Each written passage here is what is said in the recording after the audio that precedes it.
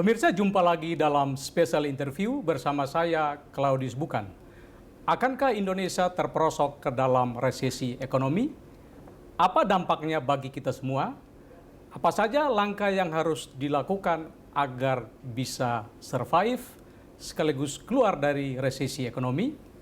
Mari kita tanyakan langsung kepada ekonom senior Faisal Basri.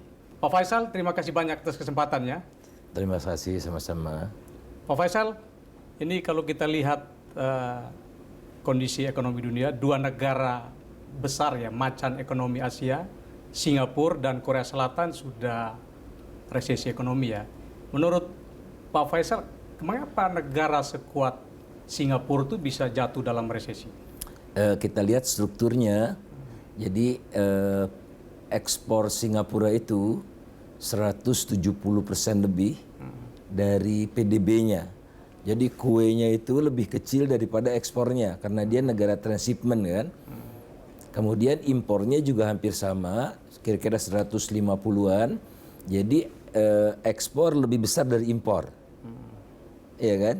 Nah, di tengah gelombang pandemi ini, selain pertumbuhan ekonomi dunia merosot, perdagangan juga merosot.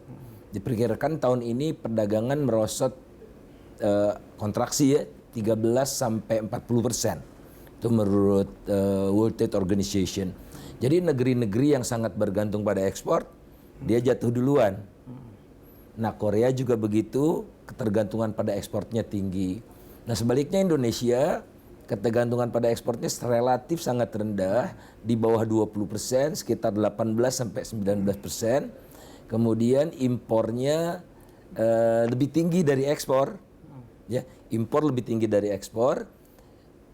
Dua-duanya Indonesia mengalami penurunan, tapi impornya menurun lebih tajam dari ekspor.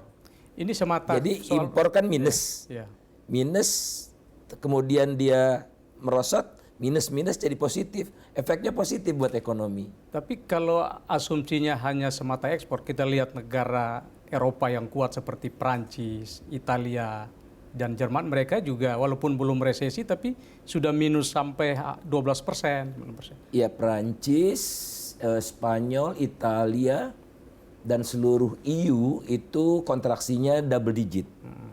Ya, virusnya mereka kan kena lebih awal. Ya kan, kita belum apa-apa dulu, masih ribuan gitu, seribuan gitu. Mereka sudah ratus-ratusan ribu. Jadi yang paling parah itu kita lihat Prancis, Spanyol dan Itali. Lantas EU secara keseluruhan itu double digit semua. Tiga negara yang saya sebutkan minus 14 diperkirakan tahun ini. Tapi triwulan 2, triwulan 3 tentu saja lebih parah. Tapi economic drive mereka porsi terbesar dari ekspor atau mereka kan juga jasa keuangan? Mereka ekspor. Jerman ekspornya nomor 3 di dunia. Jadi mereka kan terbuka. Mereka terbuka tapi ekspornya dengan sesama EU. Jadi 2/3 perdagangan mereka dengan sesama EU. Tapi kan namanya ekspor juga. Jadi itu kan akibat hyper globalization yang menyebabkan intensitas perdagangan semakin meningkat. Nah, kita entah blessing atau apa, ekspor kita kan merosot terus. Jadi bagus di tengah kondisi seperti ini. Ya Pak Faisal, kalau kita lihat negara-negara yang sudah resesi ya, Korea Selatan dan Singapura, mereka kan sangat tertib di menerapkan kebijakan lockdown. Sementara Indonesia ini kan tidak lockdown tapi PSBB. Apa karena mereka terlalu ketat membatasi kegiatan ekonomi sehingga ekonominya terpuruk? Kembali ekspor penyebabnya. Jadi domestik mereka oke. Singapura itu kurang apa? Mereka punya uang cukup banyak untuk menyuntikkan dana ke korporasi, perusahaan-perusahaan yang mau PHK jadi tidak jadi PHK karena 70% gajinya negara yang bayar. Jadi domestik mereka hebat. Tapi kan domestic demand mereka, konsumsi masyarakat, konsumsi pemerintah dan investasi jauh lebih kecil dari ekspornya. Jadi lagi-lagi dihantam ekspor. Namun tatkala recovery nanti ekonomi dunia mereka lebih dulu dari kita belakangan.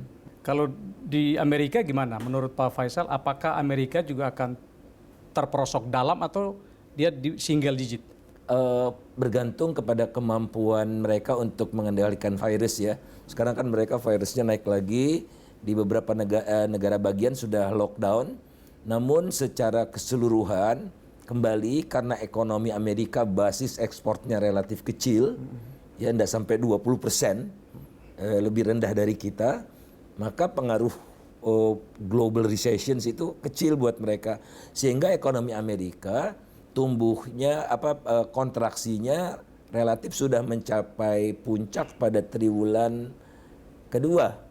Triwulan ketiga boleh jadi kalau tidak memburuk ya COVID-nya, dan kelihatan Donald Trump kan mulai sadar tuh narasinya sudah berbeda sekarang dalam ini, dia pakai masker walaupun dia tidak pakai masker, dia menyuruh orang pakai masker.